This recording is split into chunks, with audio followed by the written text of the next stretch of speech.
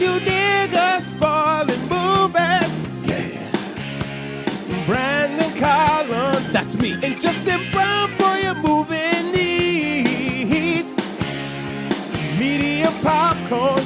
Woo! You haven't seen it, well, we're gonna spoil it. Spoil it in your face. That's your warning. So if you get pissed, it's all your fault. Woo-hoo. Just one of those days that a girl goes through doing nigga shit.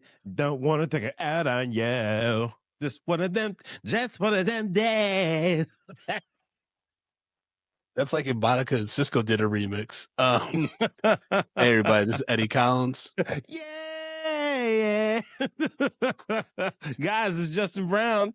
And we're Media Popcorn, but you already knew that because you listened to that amazing theme song that, well, eventually will get us in some legal trouble. But for today, we're clear as rain, baby. And we're reviewing one of them days. No, we're not. We're never going to be good. But we're reviewing one of them days, which we're going to currently, as of this recording, find on Netflix, starring SZA and Keke Palmer. The plot logline is: when best friends and roommates Drew and Alyssa discover Alyssa's boyfriend has blown their rent money, the duo finds himself going to extremes and a race against the clock to avoid eviction and keep their friendship intact. I've seen this movie 3.5 times since it came out. I saw it once in the theater, which is you are horny, huh? It was a fun time. We'll talk about that. But then I watched it once with Tati, and I watched it with Tati and her mom. And each time, enjoyed it, had a really good time. I think it's incredibly funny and charming. Justin, what did you think? What are your initial thoughts? There's as I like to call, a lot of niggatry going on in this film. Okay. But it was very fun. It was very fun. I actually enjoyed this film a lot more than I thought that I would. Okay. Because you know how, guys, you've been listening to the show long enough. You know how I feel about like films going towards musicians, rappers, and shit like that, because they feel like a black actor can't hold the film on their own, and they need to get somebody with a built-in, audience, which I think is bullshit, and it just takes away from us, and they only do it to us. But so because of that, I'll be the first to say I really wasn't ready to give this film a chance. But there's a level of charm in this film that is undeniable. Yes. Absolutely. I think SZA did a good job with it. To the point where you just like, she did really well. Yeah, did a really good job with it, and also keeping up with Keke Palmer. Well, that's what I want to talk about. I think Keke Palmer, when I saw this movie, I was like, she's undeniably like charming and beautiful. Like, and she's like the whole package. And I don't think she gets enough recognition for obvious reasons in this industry. But I was just like, I really enjoy like just, the female representation in this movie. Like you got the different types of women, and even the villain, who was a female antagonist, she's kind of justified in wanting to fuck them up. You know what I mean? Because she's just like minding her own business, fucking with this fuck boy. But then Drew and Alyssa that pop in on her shit, and then she gets fucked up in front of the whole neighborhood. Yeah, I mean, yes, like I get what you're saying, but at the same time, not necessarily. I mean, because like, but you ran into an open door. Like that's something you. Hey, man. In the heat of the moment, doors can just pop up. You know what I mean? It can be blinding out here. So listen, I mean, the only time that's a car doors door. ever pop, the car doors ever popped up on me is when I used to ride my bike to work, and like niggas just be opening up doors. Yeah, it's like they're trying to catch me. Yeah, New York City, it's wild. Have you ever flipped over a door because of that? No, I never flipped over a door, but I did flip over my handlebars. That's how I fucking fucked up my shoulder. Fucked up his shoulder. And Justin, this is very ill timed, but Justin for Halloween that year, because his arm of the cast was Russell Simmons. Claimed serial violator Russell Simmons, and he probably wore that costume, folks. Yeah, yep. Russell's is like, you know what? Let me just shut up. Well, let's not go there. Oh, real quick call back to Cisco, folks. I mean, maybe I'll post it on Patreon. I'll post that when I was Cisco for Halloween. That's one of my best costumes. Yeah. Even though, Yeah. even though at that party, do you remember, Justin? I mean, obviously people were drunk. You know, it's a Brandon Collins Queen's party, but people were trying to get me to fucking do the flip when we put on the song. They're like, do the flip. I'm like, how? How many niggas you know that can do the flip? All right. One, Cisco. It's like, who else? I You mean, think but Brandon Collins- realistically, hold on. Cisco couldn't do that flip. That nigga was on wires. You saw them making that video. It's the same thing, you know. It's the same impression that people have about the Smooth Criminal video. You know, like people are like, I can't believe Michael Jackson could really like bend on his legs like that. It's like that's not humanly possible. He had planted shoes. It was like a magnet or some shit. No, like, I believe it's the science. shoes. I believe the shoes they had like a thing where like there's a bolt in the ground and like hooked in, and that's what allowed them to go and do that. But you still had to have the the core strength to be able to hold yourself in that position and come back up. So you know you do have to give Mike flowers for that shit. Oh, 100%. I mean, Smooth Criminal. I'll debate anybody. I think that's probably the best. I don't know. Personally, for me, I think it's the best dance break in all music. I think that Smooth Criminal, like, I just like, and then like you see it perform, I just love it. I love that part. Like that will always give me hype. I get what you're saying, but like that's just me I mean, personally. Like, bad is fucking nuts. Bad is great. Yes. Yeah, like it's tough. It's tough because Mike's got fucking hits. Beat It's a really good one too. Like the fucking that's fucking. You got Wesley Snipes is in Beat It. Come on now. Yeah. Wesley Snipes, and a lot of people don't know. It wasn't supposed to be Wesley Snipes. It was actually supposed to be Prince. Mm-hmm. And then, you know, they pitched it to Prince, and Prince was just like, "Wait, when he says who's your butt is mine, whose butt is who?" So basically, Prince no homo that entire fucking video, and then he was just like, "Nah, I can't do it." Which is so wild because everyone's like, "It's Prince," and he's like, "I fuck anybody, but my I fuck everything, even though I'm Jehovah's Witness."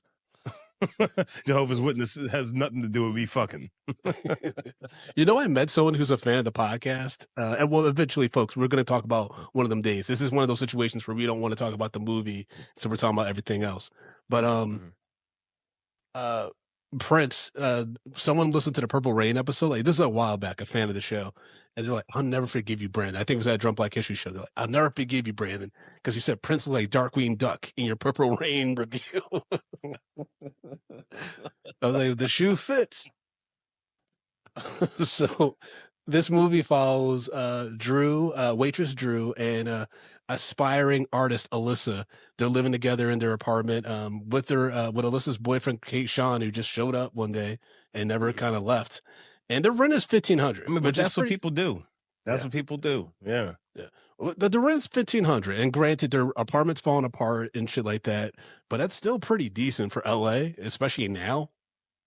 But I mean, you know what I mean? And they have a community. It's not like, it's, a little run down and stuff, but it's a community. It's not like they're living in, desolate housing and like fucking. Nigga, hold on. You said it was a little run down. There's a hole in the ceiling. And when you if you slam the door too hard, a piece of the ceiling will fall down and knock you in your fucking skull. That's a little bit more than run down. Yeah, you're right. You're right. See, I would be like Alyssa. I'd be trying to sell it. Be like, hey, this ain't that bad. It's like if it pours tonight, we're gonna drown. Like we in trouble. And so they, Drew's also like in the running for promotion, or for this program, right? It's like a program that helps train you to be a manager. Yeah, to be a franchise manager. Which we could talk about that another day about black franchisees and fast food and like restaurant business, because that shit is shady as hell. But basically, she needs to get some sleep after her shift. Alyssa was already running late. Then we find out Alyssa's boyfriend, whom she gave the rent money to, basically spinning on some T-shirts, right? Yeah, he stole their money. Yes. 100%. He just stole their money, which is wild because he had a backup plan. He had a backup, girl to go to. Right, so that's why he picked up all his shoes and just ran the fuck out of Dodge. Yeah, that's still just fucking nuts. Yeah. Also, you know, you'd have the gag where, like, you know, he has this big dick, so he's fucking the shit out of SZA. That's why she's just, you know, she's a dickaholic. She basically like, gives him the money because, you know, he dicks She's her a down so good. dickaholic. And, you know, and I was like, all right, like, he's packing. That's a big piece. That's a big piece. Yep. But can you honestly tell me that some women find that pleasurable? Like, that's so big, bro. Look at that. I mean, different strokes, different folks. I guess. Yeah. I mean, SZA, you know, she probably demands a lot. You know what I mean? So. No, I know. No, all different kinds of women, you know, like different size men. If a guy can lay that hammer down on you, you know, maybe that's what's doing it for you. Yeah. I just saw that thing, and like, you know, all the women in the theater yelped and stuff like that and started laughing and shit. I'm just like, that would be like the equivalent of a woman having like G's for tits. You know what I mean? Like, you're gonna have like hip problems, right? Like, because you know how women with really large breasts, they eventually develop back problems. I'm like, that brother's gonna have like issues with a hip. He's gonna need a new hip soon. And also, what kind of pants can you wear with that? I just think it's just the fact is that, you know, the dude, you know, he will be impaling some women and they are not prepared for that. I mean, all right. So I remember I was talking to this girl and she's just like, you know, we talking, you know, and now we, you know, talking about, you know, getting it in. And she's just like, so just so you know, I only deal with niggas with like 14 inches or up. I was just like, wait, what? You're like, we're a Cold Stone Creamery. What are you talking about? I was like, oh, 14 inches. I was like, first of all, I ain't got that for you. I ain't got that for you. Never will have that for you. But also, where are you finding niggas with 14 inch niggas exclusively? It's such like a small percentage of men that have 14 plus inches. And, you know, see our producers note that this is a general episode. He's just going very incredibly graphic. I mean, this is what we do, baby. Medium popcorn. We're trying to get some sponsors, man. We got to pull it back a little bit. Sponsors will always be there. They're literally not here, Justin. You're the worst businessman. You're right. I fuck around with you. I end up getting the best of the typewriters. God damn it, nigga! Because you make terrible investments. That's on you. See, you're Keke Palmer and I'm SZA. That's our relationship. That literally is our dynamic for sure. Actually, no, not really. I am not that. I mean, she was on a whole lot of bullshit. Yeah, I mean, but the bullshit that like she had to be better. The bullshit Alyssa was on, like, where like it's like she means well and stuff, and it just doesn't work out. It's kind of how you are with tech sometimes. That's why I was with the compare. Keep it up, because it's so. Randy. You know, because it's bad luck. It's so weird the bad luck you have sometimes with tech. It's like it was working the other day. Yeah, yeah, whatever, nigga. Whatever. But all right, so it's almost like you're bad luck with height, nigga. Fuck you. I've been bad luck with height for a long time. But it's wild. Being a short man in 2025, it's tough out here. But all right. So Alyssa and Drew basically have until 6 p.m. Before they get evicted, and they've already seen one brother earlier that day get evicted outside their apartment complex, so they know that the landlord is for real. Yeah, he ain't playing games. Yeah, he's an African dude too. Yeah, he ain't playing around with that money. But he's also a slum lord because he's like accommodating the white woman that's moving in, played by one of the Apatow daughters, and you know, like she's got a brand new she's got a renovated like an apartment and stuff like that. Oh yeah, that's right. You don't watch Euphoria, so you're not familiar with it. Dude, that's like some intense shit. Euphoria, it's coming back. I don't know what they're gonna do, but Zendaya is the real deal because of that show. Okay. I was like, damn, speaking of that. Okay. So basically, they try to track down Keyshawn, who's gone to this woman Bernice's house, who he's been, you know, that's his side piece. Or whatever, but she doesn't know about Alyssa. So he's like, you know, he's doing his old fuck boy thing. Alyssa goes through the bedroom. She sneaks through the bedroom, whereas Drew tries to distract Bernice from like, the front. They learn that, you know, Keyshawn got the money. I know that sounded, weird. But Keyshawn got the money. He used it to invest in his t-shirt company, which is a terrible idea. Yeah. Bernice realizes t-shirts. And then Bernice ends up chasing after Alyssa and Drew, and like we said earlier, she gets hit by an open car door, The whole hood's like, oh shit. And so she's embarrassed. Then she's like, Keyshawn, she's like, we're gonna find them bitches. I'm gonna fuck them up. And Keyshawn's just like, violence ain't the answer. All right. So You gotta stop moving that mic, bro. I'm sorry. Keyshawn, like, why is he going with her? Like, because it seemed very much that like he didn't want any part of this because she was very overly aggressive, right? And it almost seemed like he was afraid of her because it seemed like everybody was afraid of her. Oh yeah, Bernice, yeah, for sure. She's like not like quite like Devo, but like she's the one like you don't fuck with. She's Baby D. She's Baby D of the Hood. The Friday part, the next Friday reference. But or was that the Friday after next? Either way, I don't know. Like, if I'm with a girl who's like that kind of crazy, I'd just be like, yeah, go find him. You gotta help me find him. Like, no, I'm not. I'm good. Like, I'm just good. Just being just like, I'm all right. I'm out of here. Yeah, he really didn't. But like you said, like it seems like everyone's actually afraid of her, so that's why. But so he also doesn't have a place to live after, like because he burned the bridge with Alyssa, so he needs to kind of be on Bernice's good side if he wants a warm bed at night. He ain't got no money. He would have found a new spot. He would have found another sucker. Maybe with that big piece, he probably can. But at the same time, that might be acquired taste. That's a big gun, bro. Yes, it is. That's you know what I mean? Yes, it is.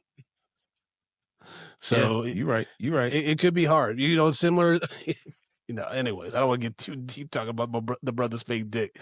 But so basically, Drew and Alyssa have like a few hours to come up with $1,500. They go to this like quick loans place where Katt Williams' crazy ass is hanging out trying to warn people from taking these payday loans because the interest rate is astronomical to the point where you can't pay it back. He's 1,000%. Yeah, he's like, listen, like it's he's like, it's a trap. Don't get in there.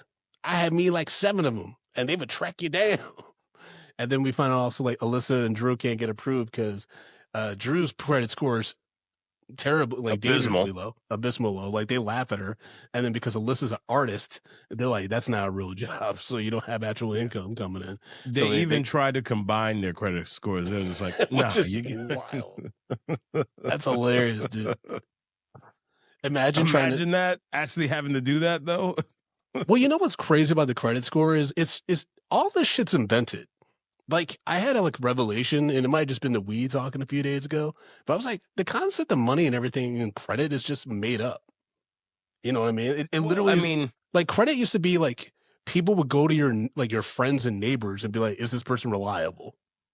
That'll determine if I give them any money or like give them this opportunity. That's how credit used to be working in the early days.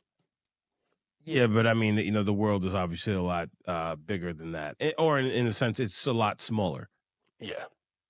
So like, well, I guess it's bigger. You can't just go be like, hey, is this person, trustworthy? Because that don't mean shit. Because, just like they used to call your job and be like, hey, this person used to work here. Everybody just gives their fucking closest friend a phone number. They just Stephen Glass it and be like, yeah, this is my source for this news article. And it's just Justin on the phone, like improvising. He's like, yeah, I'm that guy. Whatever. I told him about that. It's just fucking crazy. So yeah, Drew and Melissa, they get into some shit because they can't get approved for a loan, so they go to donate blood. And Janelle James in her feature debut, it's her first day too, tries to draw the blood. And I knew that was gonna be gross, but that was like nasty with the blood spraying in people's mouths and shit. Well, that's how people get the viruses. Yeah, coronavirus. Yeah. No, that's how you get AIDS virus. Magic Johnson. Well, remember it's HIV, and then it advances to AIDS. Nah, you're gonna get AIDS. Looking around like that. you jump in the gun right into AIDS. Folks, come on and see me live on stage, fertileblackers.com for my dates. I got a new story about when I was a peer educator where I taught sex ed to middle school and high school students, and that included teaching them about HIV and AIDS. It's a hilarious bit. I'm going to get some good responses because people are just like, Of course that would be you. Of course that would happen to you. And I'm like, yep, that's my life. But yeah, that blood donation scene was gross. And then they didn't even get paid. They just got the free coupons for the apple pies at what's the place? I forgot. I forgot. But I mean, but either way, Churches. Thank you, Lluvia. But either way, it's just, you know, Alyssa. No, I'm sorry. Drew actually needs that apple pie because she'd be fucked up because she gave like fucking 5 pints of blood. Yeah, that's she was like fucking white. But they destroyed all the bags, so they didn't get no money. That was nuts. It's literally a bloodbath at this space. Yeah. You know, but it's also like an indictment of like the fucking economy right now, where people have to give away their whole body supply of blood to just pay rent. You're literally giving away blood, sweat, and tears for your rent. That's insane. Yeah. I know what it like. I know what that feeling's like. Man, I looked up how much like it would take I would get paid to donate my plasma, and I was like, I don't want to donate. I want to get paid, and it's like, you know, it's a whole process, and it's not even that much. Yep. Not worth and apparently it's painful too, right? Donating the pulling the plasma is more painful than just drawing blood. I thought the one that was like more painful was like bone marrow. I mean, that's like intense. Yeah. You ain't ain't no get fun. my bone marrow. Have you ever had bone marrow? No. It's like a thick, meaty membrane, in a big stick. Yes, I thought they're like, have you ever had given bone marrow? I'm like, no, Brendan. No, but I'm like, if you've eaten it, like imagine that coming out your body. It's like, that can't be a painless process. Like my ground beef.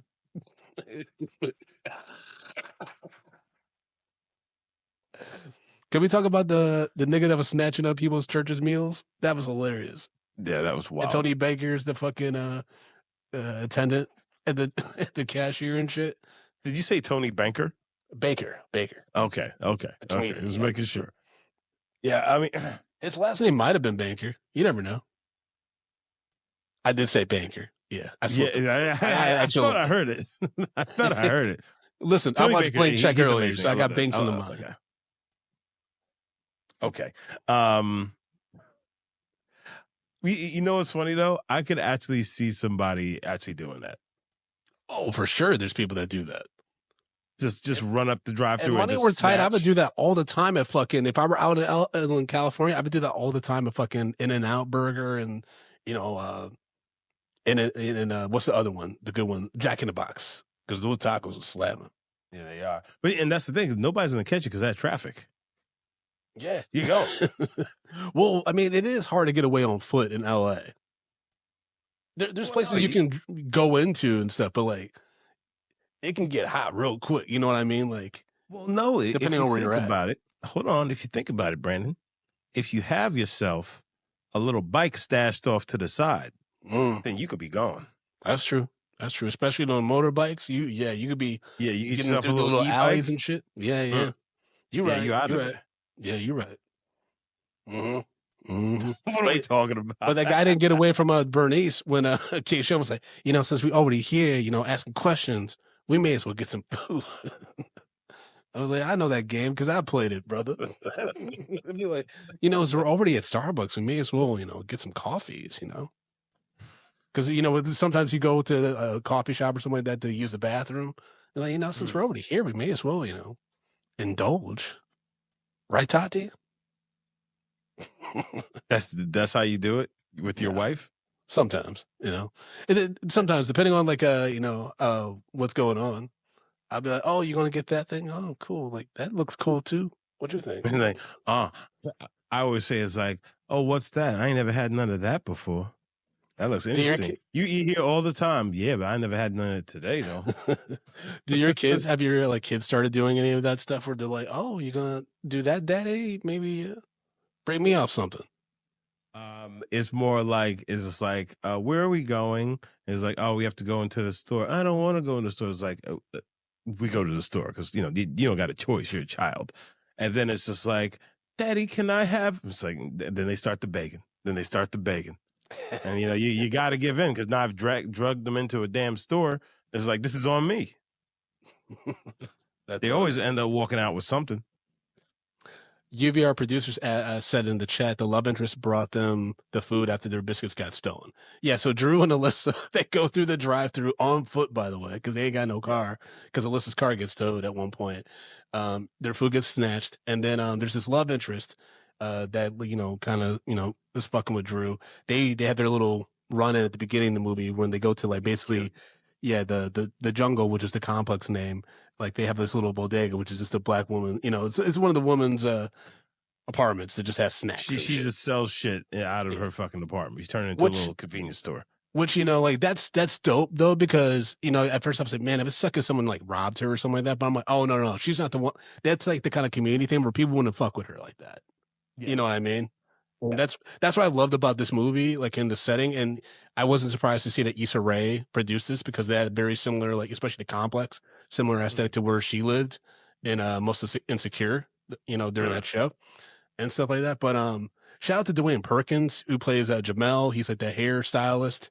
He's like, I don't do anything half done. And like, Drew shows her hair. She's like, this is fucked up. You didn't even do the edges right.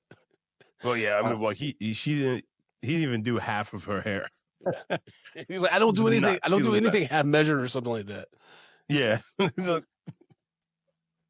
Yeah. And then, but yeah, cause he's the writer, and he was a star in The Blackening. He just popped up recently in the studio, so he's doing a lot of stuff. Like, so he's really funny. Yeah. Like, I like his vibe. I want to shout out, obviously shout out Katt Williams, Janelle Monáe. I mean, not Janelle Monáe, Janelle James. And Janelle Monáe was in this movie too. Hey, listen, with Keke Palmer and SZA. I would also want to shout out Janelle Monáe. Okay. I know she has nothing to do with anything that we're talking about today, but let's shout out Janelle Monáe. And if you want to fuck up my life, I'm here for it. She'd be like, yeah, I shall oblige. I met him and I just fell in love with Justin Brown. And I know he had 3 kids with this Finnish woman, but just love is love. Yep. That would be a wild story to tell people. Be like, hey, did you hear about Justin? Yeah, he got married to Janelle Monáe. Isn't he married? Yep. He was. I mean, technically, he is. Look at that second wife. Insane. I don't know if the last time you saw Harlem Nights, but it's like that scene with that white dude. He's with the prostitute. Oh, he calls his wife. He's like, hey, honey, put your mother on the phone. He's like, hey, it's me. I'm never coming home. And he hangs up the phone. It's like, yeah. Yeah. Yeah, given my life situation, Justin, yeah, that's one of those jokes I don't think that's very funny. But yeah, I given your life situation. Oh, okay. I get what you're saying. I don't think he ever called. I don't think he ever called my mom though, but you know what I mean? Yeah. It's sad days. Sunny days. Been up. People are like, why do you love movies so much, Brandon? I'm like, because I was raised on them. All right. I wanted to shout Lil Rel Howery, even though he clearly has been taking Ozempic. Because he was funny. Yeah, he had a funny bit in this too. And he's been doing some unique stuff, like where it's like comedy, but a little bit serious stuff. Like he's like slowly been stretching him stuff. Because I don't know, do you watch Poker Face? Yeah. On Peacock, like his episode was really good. Like his episode was one of my favorite ones of the last season. So yeah, he's doing his own to the new season coming out. Yeah, absolutely, pretty soon. Yep. But yeah, like I was really happy with like the cast and like it's a quick movie too. It's an hour and a half. Yeah, and that's yes, like a tiger, tight like Keke Palmer. Yep. She looks great. She had a kid. And that neon green. And that neon green, I was like, listen, bro. Okay. Well, I'm talking to Keke Palmer's ex right now. Okay. Okay. Go on. I get it. But like it's hard to be secure. It's hard to be secure when you got a dime piece at the time, like Keke Palmer, the mother of your child. And she's at an Usher show. She's still a dime piece right now. Well, no, but like, at the time I'm talking about the status of the relationship in this hypothetical conversation. Fair enough. And why that matters. Go on. The baby, the mother of your baby is at the Usher show, and they having a vibe, but that's what Usher does. He be fucking up relationships. He be trying to fuck up relationships. It might be play pretend. It might be for real. Just be ready for that diabolical. Smoke. Yes. But your beef was with Usher, not with Keke. There you go. You fucked up. There you go. He needs to understand. You can't Think about Usher, who's had a 12-pack since he was 16, and not expect him to want to fuck everybody. That's his vibe. This nigga came up in the time of Diddy. You gotta understand that he's a savage. He's literally said, like, don't keep your girl around me. I'm a true player for real. That's my nigga for real. That's like his second album. My niggas for real. Well, that's what he said. He said, ask him. He didn't even say tell him. He said, ask him. They'll tell you. They'll tell you as I roll into a fucking dance floor with these weird skate shoes. Yeah, he had the Heelys. Yeah, going back to the dance tricks. Going back to the dance tricks, I thought that nigga was really sliding. I tried to do that shit. You know how many times I busted my ass trying to do the you don't have to call. Break your goddamn ankle. I fucked myself up so bad trying to do the you don't have to call. It's so hot. Falling downstairs and shit. I'm just like in my living room, like, how does he do it? It's just incredible. I mean, to that point, I have tried. My brothers and I have tried on many occasions to do the Michael Jackson, tilt from Smooth Criminal, and just busted our asses face first, plant right into the ground. Bro, when I walk, my ankles hurt now, and to the point where I'm like, I can see why Michael Jackson was taking all those painkillers.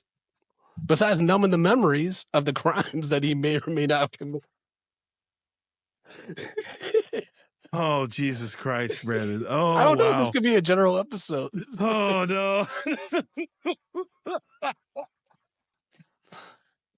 What are you saying? What are you saying? Lluvia reminded us that we didn't even talk about the tumbleweave when they went to break into Big Booty Bernice's apartment. Yes, there's a lot of really funny sight gags and shit like that in this movie. Very absurdist at times. And shit like, I mean, the Bernice fight with Alyssa outside of Drew's, the building that Drew's interviewing at. This that was insane. So, Alyssa knows that Drew went in there for a job interview and things like that. First of all, she shouldn't have texted, what's this nigga's name? Keyshawn. Because like why? First of all, but all right, you do that. All right. Bernice shows up. Why are you screaming out Drew's name for help? Because obviously you can't handle that smoke. And she had that spicy mango. She probably had the poop. She didn't want to shit herself. No, but she's at a job interview, and like she ain't thinking straight. Yeah, she hasn't been thinking straight the whole fucking movie. Well, yes, this is correct. I guess she was just very upsetting. The fact is, like, she never read the room at all. She was just doing shit. Yeah. Which I understand, because sometimes I do shit, but she was just like extra on so many levels in areas that she didn't have to be. It's just like, I don't know, like, I know somebody on Patreon wrote this, in the comments, and we're gonna get to that later, but it's just like, she's too old for this shit, some of this shit that she was doing. So it's like, and it was upsetting me. I'm just like seriously, bitch, is this what you're doing? But then again, I know people who's like under the guise of being an artist and things like that. They take wild swings in life. Let's say, yes, very impulsive. Artists are very impulsive, because they go off the instincts and ideas that sporadically come into their minds, and sometimes that could be, the world has to suffer for that. You know what I mean? One person's art could be another person's, disaster. You know what I mean? Okay. Yeah. This is true. That's how the director of Paddington 2 felt about their film, and then they're like, I got 100% on Rotten Tomatoes. Who's this medium popcorn motherfucker? Uh-oh. So, so Bernice shows up. She not only beats the shit out of Alyssa and eventually Drew. She takes their money that they made off of so we didn't even talk about the Jordans. No. The little rel bit. So basically there's these Jordans that are hanging from phone wire, yeah. And they belong to King Lolo, which Katt Williams' character warns about. But Alyssa, she takes them and she gets all fucking electrocuted. Her hair is wild and shit. Nuts. And she falls on Drew. So insane. But they're able to sell the Jordans to Lil Rel's character because they said that they're vintage and like, there's like this sentimental value with them to Lil Rel's character for $1,500. So they're able to sell the shoes, make the money, and also get to Drew's job interview on time, even though she has to wear this big ass coat to cover up the fact that she's wearing the craziest outfit possible. Yeah. Why'd they have to change outfits again? Because the blood bank shit. Oh yeah, the blood bank. Yeah, and they only had stripper clothes at the blood bank. So what? Yeah, I don't know. What clothes did the strippers wear when they left? I don't know. Maybe Did they leave naked? I don't know. Did they kill them because they drained them of their blood? What the fuck? Is this a prequel to Blade? Nuts. That would be nuts. Actually, that'd be a great cold open. Like a man like goes to donate blood, and then like they're all vampires, and then you just see Blade just wrecking shop in a blood bank. I mean, I guess so. But totally, that'd be off. It'd be very comical. It'd be like Batman Adam West version, like of Blade. And they start dancing at the end. That'd be fucking nuts. Tyler Perry's Blade. No, stop it. Stop it. Someone make a fan poster of Tyler Perry's Blade. I just want to see it. I just want to see it. I don't even want to know. I don't even know visually how that would work. But that just if that were the case, Blade would it just be Medea in the cow. That's what someone would make. They would put Medea in the cow. So Drew and Alyssa have their typical friend buddy comedy. We're like arguing, then we split up. Because Alyssa did fuck up, to your point. Like, Alyssa shouldn't have called Keyshawn and stuff like that. And so, of course, they go their sad ways. They're walking across the street and are yelling at each other and shit. And then they get the call from King Lolo. Yes, they get the call from King Lolo. Oh, Drew's interview was going well. And then it went south because of the fight. She got the job. Yeah, because even though that one white dude was giving all the fucking microaggressions. Yeah. And everything he said to Drew. But yeah, King Lolo's basically like, you got until 10 p.m. to give me $5,000. Yeah, and then also their landlord's like, I'm leaving tonight at 9. So if your shit's not 10 as well. So if your shit's not, you don't have the rent, then like it's going on. Because it's already out on the street. Their stuff's already out on the street. No, King Lolo gave them till 10 p.m. Yes. Their landlord gave them the midnight to 11:59. Got it. Yes. Okay. Because technically it was still the first, so the rent is not late. Yep. But by the way, man, I used to have a landlord that would cash checks. On the 31st if he could. But like, obviously that's not legal. But like literally felt like a midnight he would be at the apartment like, Brandon, it's time to pay the rent. And then I had one that would like go months without cashing my checks. It would fuck up my balancing. Yeah. Like he would literally he would wait months and then cash like 4 checks at the same time. Fuck up everything. Like, I mean, not that I didn't like do anything to money, but it was still like, when you get to a certain number, you're like, oh shit. Like, I'm feeling good. We playing in a different ball game now. And then it's all gone overnight. You're like, Lord. Well, you know what? That's why, like, I was always one that's like, yo, I will give you cash.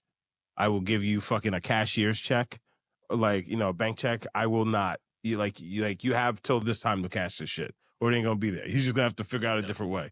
Well, that was what was happening, right? It's the first check that I gave him in that pile that he would let build up. It'd be right before the 90 days where he would then cash everything. Yeah.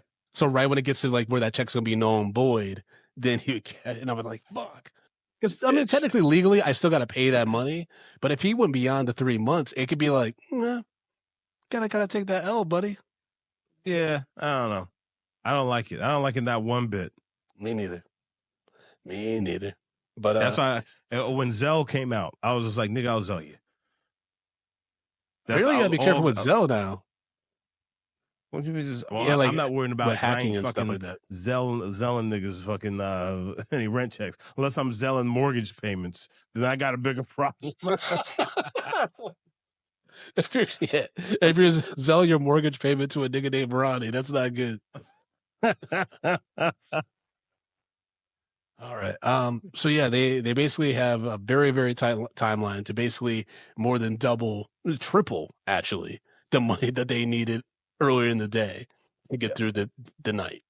Right. And then Maude Apatow, because all their stuff has been pulled out of their apartment, and Maude Apatow, she comes out after walking her dog, and she sees a lot of Alyssa's art. And she's like, "Oh, this is really good."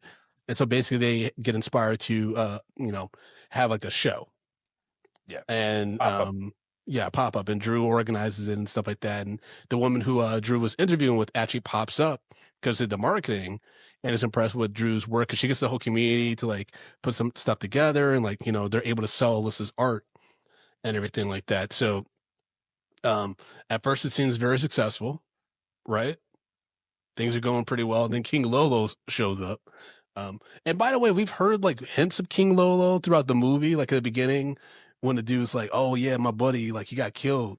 He's like, because he looked at King Lolo funny. It's like, no, he just looked at him. Yeah. Yeah. Nuts. Yeah. And so King Lolo is played by Amin Joseph. Amin Joseph, who also, famously played Unk on Snowfall. Which he did not. Have you watched Snowfall yet? No, I have not watched it yet. It's on the list. First of all, Snowfall, you need to watch. But like he had a very distinct presence on Snowfall. And it wasn't quite the same presence on this. And for some reason, he looked a lot shorter. Okay. Like a lot shorter in this, almost to the point I was just like, wait, how tall is he really? How much are they lying about his height? But I don't know, it was just weird. But and he's just a menace. He's just a menace in this film. I mean, was he though? I feel like the casting King Lolo and Maniac, who was Drew's love interest, played by Patrick Cage. I feel like they were like fine, but I was just wondering like who could have done this role and maybe brought a little bit more to the screen. Like I felt like the guy who played Maniac, he had those crazy eyes, but he kind of, I mean, to be fair, he looks like a dude I went to St. John's with, so maybe that's why I didn't think of him as like, movie star ready or something like that. But I don't know. Okay, so honestly, I kind of felt like they could have swapped those roles. Okay. I think the dude who played Amin Joseph, he should have been played Maniac, and then other dude would have played a King Lolo. Yeah, because I knew it's just God. I was gonna say I knew Maniac was a firefighter once when they found the axe in his car, and they thought he's Maniac, so he's probably a serial killer or some shit like that. I was like, no, because the way, I was like, just when we was talking about like I like used to get some shit. That's why they called me Maniac, and then I was able to like figure some stuff out. I was like, oh, this is the kind of program where he's either a police officer or he's a firefighter. And once they had the axe, I was like, oh, he's a firefighter. And they're because they're like having like him with the calls and it's all mysterious and stuff. Yeah. And then Lluvia in the chat, she said he knew all the EMT by name. So it's like, like all you did was just kind of pay attention. It's weird that Drew wouldn't know what his profession is though. Because when you're a firefighter, I feel like people know that. Because you're on and off being like around your house. You know what I mean? Yeah, but that doesn't necessarily, I mean, all right. Unless he's a volunteer firefighter, which he wasn't. That's his career. I mean, he does know about that store, in her complex in the jungle. So he has to live either there or he must know that area to knowing enough to go there to pick up, snacks and shit. So like, I imagine that he would know her. Well, yeah, they know each other. It's just that like they're finally like moving in on their mutual interest of each other. Yeah, because she does say that it's like, yeah, he was always getting in trouble. It's like he's a grown man now, So yeah, they do know. Like, yeah, that was a weird kind of. It's just something I was thinking about, like especially as I learn more like randomly about firefighters and stuff like that. It just feels like people would know that he's a firefighter. But anyways, it's not that big of a plot point. It's like a nice surprise when there's a fire at our apartment complex at the end, which they kind of hinted at might happen. Like, there's a lot of foreshadowing in like the dialogue and actions and stuff like that. And so when he's carrying her out, it's like, oh, okay, of course. Yeah, of course this is a nigga. This big bottom nigga. He looked like he was bottom heavy. he had some of them cakes on him. Yeah, he was actually. It wasn't body heavy, which is so weird. Like, you know, to be a brother and be kind of thick at the bottom, you know? That's, I mean, in more ways, I don't know. Brandon, I don't know where I'm speak your going. truth, baby. There's thickness in the Let back. Be brother and be a little thick downstairs, you know. It's a little thick in the there's front. Just something just really enticing about that, you know. Thick enough back, Brandon. You know, one of them days represent all shapes and sizes in the black spectrum, the black diaspora. I appreciate it. Okay.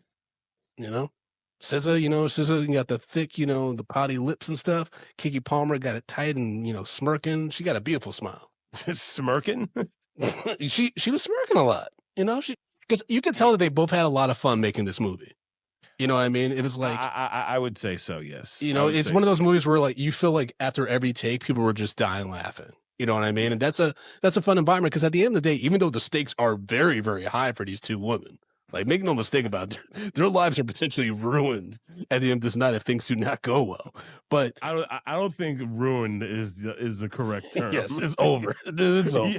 Yeah. Niggas are dead. But nonetheless, it was still incredibly fun and charming. You know what I mean? That's a hard balance to pull off, but that's why a lot of people are comparing it to Friday. You know what I mean? And in Lluvia's trivia that she found, it actually mentions that the inspirations for the director Lawrence Lamont were 90s black cinema like Friday and Baps, as well as Superbad, which you can kind of get a feel all those movies. Any kind of buddy comedy, there's a little bit of homage to this and stuff. Okay. And even Alyssa climbing through the back apartment window, you know, is a likely nod to Friday, where Debo enters Stanley's window, you know, to steal it. Yeah. Shit. Also, the hot Cheetos martini. Apparently, Keke Palmer really made that, and the cast and crew enjoyed it after wrapping the scene, supposedly. Yeah, that is some pure nigga shit right there. That is just up there.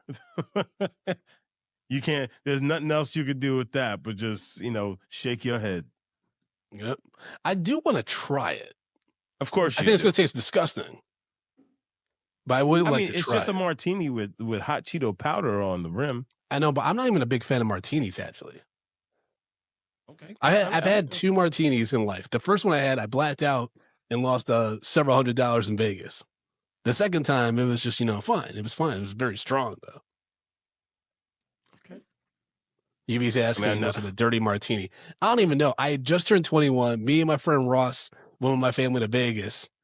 And the last night, I just won. I think I told the story before in the podcast. I won like $800 on penny slots at the Sex and the City penny slot machine. And I told the family. Sex and the City penny slot machine. I told the family, I'm like, we're going out to breakfast tomorrow. I'm taking y'all out. Ross, we're hitting the town tonight. The first bar, like lounge we went to in downtown Vegas, the guy was like, we were like, oh, like, you know, what kind of drink should we get? The guy's like, have you ever had a martini? And we were like, no. He's like, all right, I'm gonna make you a martini. And then I blacked out and I woke up on top of a fucking Titanic penny machine and had no money in my pocket. I spent all my money. Wait, you were on top of a machine? Like I fell asleep on it. I fell asleep on it. Like Snoopy? No, I wasn't sleeping on top of it, but you know, in the chairs, like I was sleeping on the game. They didn't kick you out? No, surprisingly. That's interesting. Yeah. That's interesting. Probably someone stole your, ran your pockets, nigga. I was hoping that more than like I just spent all that money on the penny machines and lost all of it back. But either way, it's not a good scenario. You know what I mean? I've had to be on my P's and Q's in Vegas and stuff. Not me. Every time I go to, actually, that's why the last time I went to Vegas, I didn't leave the airport. I mean, I had a layover in Vegas. Oh, I was just like, you went to Vegas just to look at it from the window of the airport. I'm just like, no, I don't trust myself. Technically, no, actually, when we were coming back from South by Southwest, I had a layover in Vegas, but it was an overnight layover. I'm just like, I'm staying right here. I just stayed in the airport all night. I'm just like, nope, because if I step out of here, I'm gonna do some dumb shit. I can't risk my life. At least you know yourself, brother. Even though every time I go to Vegas, I win, but still, I don't feel. I wasn't feeling lucky.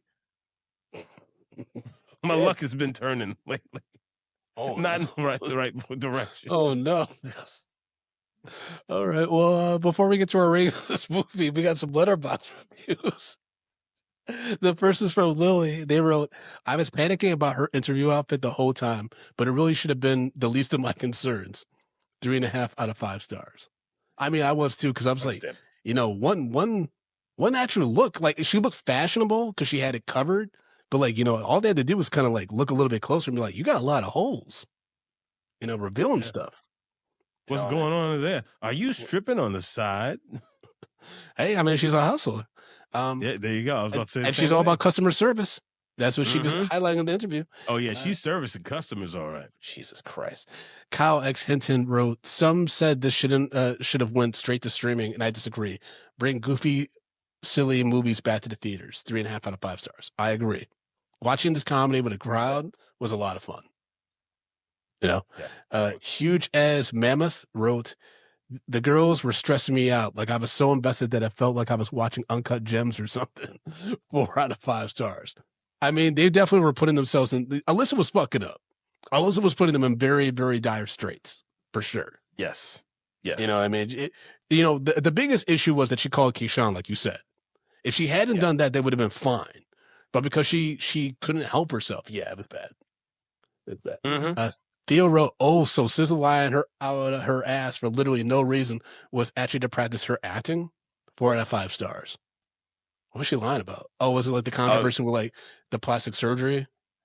Where at first I think she was denying it and then she fully embraced it. I don't know what that was in reference to, really. I don't know. I'm not involved in whatever nigga babble that's going on with that. Ava wrote, the way the theater gasped when Janelle James came on screen, Principal Ava Coleman, you will always be famous. Yeah, 4 out of 5 stars. Yeah, she's been blowing up, man. Shout out to Abbott Elementary. And then let's see. We got some Patriot thoughts. And folks, remember when you sign up at Patreon at patreon.com/medium popcorn, you're guaranteed to have your thoughts of those films read on that episode. So Curtis Boyd wrote right here. This is a true delight of a film. The stakes were believable while also being caught up in some outlandish hijinks that gave the story great pacing. This movie is definitely an instant classic for me, and I'm glad to see that this has been successful.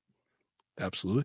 Sean the Terrible wrote, funny as hell. Tony Baker's and Lil Rel's cameos had me dying. See, I like something. That is true, Sean the Terrible. You finally did like something. There you go. It's all about growth at Medium Popcorn over here. JC Cuts wrote, one of the best and certainly the funniest I've seen in 2025. As indebted as it is to Friday, actually eclipses it as far as having much more urgency and tension with this little ticking clock. Amazing love letter to Black LA. Yes, it is. And wildly timely in ways it could not have predicted, opening in the middle of the wildfires. Yeah. Keke and SZA definitely entered the pantheon of great buddy comedy duels and hope to see them together again in the sequel that's hopefully already got a green light. Also, sign me up for a spinoff with this movie's Debo. Izia Scott as Big Booty Bernice. While technically an antagonist, couldn't help but take her side. 90 minutes of her wrecking shop would be cinema. I mean, yeah, I actually thought she was really funny as well. I don't know if this needs a sequel, though. I kind of feel the same. I feel the same. I think it's hard to strike a nice one-off, and it's hard to replicate this kind of stuff, guys. There's a reason why like some of our favorite buddy comedies or favorite comedies in general don't get sequels, or it takes a long, long time, and then they come out and they're disappointing. I mean, it's just hard to strike twice in the same spot. Alicia wrote, representation matters, and when well done, can be profitable. Are you listening, studios? I watched this movie in the theater, packed with a diverse crowd. Everyone appeared to have a good time. Yeah, and this was a box office hit. It's doing well on streaming. Absolutely. Hold on. Real quick before we go any further. Budget of $14 million. This brought in at the box office $51.8 million. So definitely a big win. And Erica wrote, I love this movie. Definitely glad that I'm successful, and I'm rooting for more Black female-led comedies. But with that said, SZA's character was too old for the foolishness and deserved to catch hands. I wish there was a bit more Katt Williams, but hopefully the movie has a sequel. Okay. I mean, they could do it like a sequel. They could do a story, though, where it's the same neighborhood, and maybe we see Drew and Alyssa in passing, but it's a different characters or something like that. There's a lot of quirky characters in this community where you could continue some type of story, but it doesn't have to exactly be those two. I think, because to Erica's point, like Alyssa's acting too old to be doing some of this shit. So if they get in more hijinks, it's like, all right, well, what's the growth from the last movie? And you know what I mean? You don't want your characters to regress. Yeah. That's what the issues I always have with the Friday sequels. It always felt like Craig was regressing in regards to shit he should have learned. You know what I mean? Now he's a security guard at a shopping mall. Like by what's Friday, going on? by Friday after next, Craig should be like, "Fuck Day, fuck my whole this life that I'm living. Like I need to stop doing this shit." Now the whole thing of like they are making another Friday and like Chris Tucker's coming back from just like I don't know if I really want to see that. That hasn't been that. I haven't seen that verified by any of the trades. I think that's just like internet gossip. True. I think that, I think the fact that we haven't, I was actually thinking about this, the fact that we haven't, at least to my memory, haven't seen Chris Tucker and Ice Cube in the same fucking room in years. I feel like that's why I think that story is BS. Yes, but at the same time, Brandon, just because niggas ain't necessarily, vibing, that don't mean that they ain't going to take that check, especially at a time where things are definitely in a lull. Yeah, that's true. And unfortunately, I feel like in our community, we find niggas who just be like, all right, it's time to do that because they just want to, catch that nice little paycheck. It happens more often with us than the counterparts. You're right.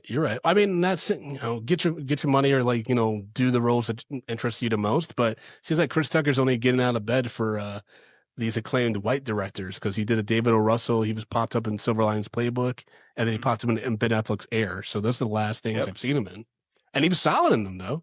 Yeah, he was solid in both of them. But like, I was just like, what the fuck? What's Chris Tucker doing here? But Justin, break down our rating system, baby. Stop calling me baby. Guys, so you guys know how we do this. We rate movies bags of popcorn, small, medium, large, and the XL for the exceptional. If a film doesn't deserve any hot, buttery, delicious popcorn that just rolls down your chin, we throw it into the stale popcorn piles and piles of stale popcorn on top of it. So, Brandon, we sat down and watched the 2025 buddy comedy film, One of Them Days, starring Keke Palmer, SZA, Katt Williams, and Vanessa Bell Calloway. What say you, sir? And, hold on. And a great cast of other black actors who are really killing it in this film. So, not just because I didn't say the name doesn't mean that they don't matter in this one. That's right. This gets a large. There's a lot of fun. Like I said, I've watched it several times. It's still fun each time. And there's jokes. There's a lot of jokes and sight gags and just a lot of laughs a minute. And I've watched it with, two different women. They both really enjoy it as well, and I think they just love that representation. It's my wife and my mother-in-law. You know what I mean? They technically are like kind of the same. Brandon watching two different women. I don't know why I phrased it like that. I always phrase things so weird. But yeah, I really enjoyed this movie. The comic timing of the leads is undeniable. The pacing is really great. It's a smooth watch, like a good wine. Just gonna get better with age. Justin, what's your rating? Okay. I'm going to give this a large as well. I think this is one that like I said, I had low expectations for it, but it exceeded all my expectations and just kept on going past. Like it was a really surprising film for me. I think Keke Palmer is really showing off her comedic chops in this one. And we know that she can do it, but this was like that really goofy kind of shit that we only see white dudes get the opportunity to do. You know what I'm saying? Because we don't have a lot of black comedies out, especially nowadays. And it was a nice, refreshing film to actually see. And also to get two black female leads leading the charge in the comedy that was like really, really good. So right now, this is my comedy of 2025. Okay. Nice. Yeah, this is my second favorite comedy of 2025. This is really fun. But folks, that's our review of One of Them Days. As always, you can follow Medium Popcorn and Medium P Podcast and all the social media platforms. Leave us a voicemail at 347-464-8214 and go to youtube.com/Medium Popcorn Podcast and push that subscribe button so you get alerted about all future reviews and celebrity interviews, including the one that we have a Michael B. Jordan up on the channel. So check that out. And just how can people follow? Yes, just how can people follow you as well? Support the show financially, my brother. Guys, you can follow me at J Brown Did It on all the social media platforms, but you can support this show on Patreon. Patreon.com/medium popcorn. We have $2, $5, $10, and $15 packages. If you love this show, you want more of this show, where Patreon is where it's at. Our entire backlogs is on Patreon. Bonus episodes on Patreon. Mini shows on Patreon. Patreon. Again, that's patreon.com/medium popcorn. That's right, folks. And y'all can follow me at Frodo_Blackens on Instagram and Threads, FrodoBlackens.com for show dates. I got a few coming up, including some Drunk Black History dates, all that good stuff. But specifically with this podcast, you want to support it, like Justin said, patreon.com/medium popcorn, or leave us a 5-star review on your favorite podcast application. It's been a while since we got one of those, and we'll read it on the show. So 5 stars. That's what you should be doing. But guys, we know things are getting tight out here. So, we understand. So if anything, go ahead and sell some blood and get on that bitch. Get some plasma out of you. Yeah. It's okay. Yeah, we're definitely you got. Yeah, we're definitely worth your plasma for sure. Yeah, bone marrow. I don't know. Maybe the $15 tier might be worth it. But if you're looking at the $5, just a little plasma. We got you covered, baby.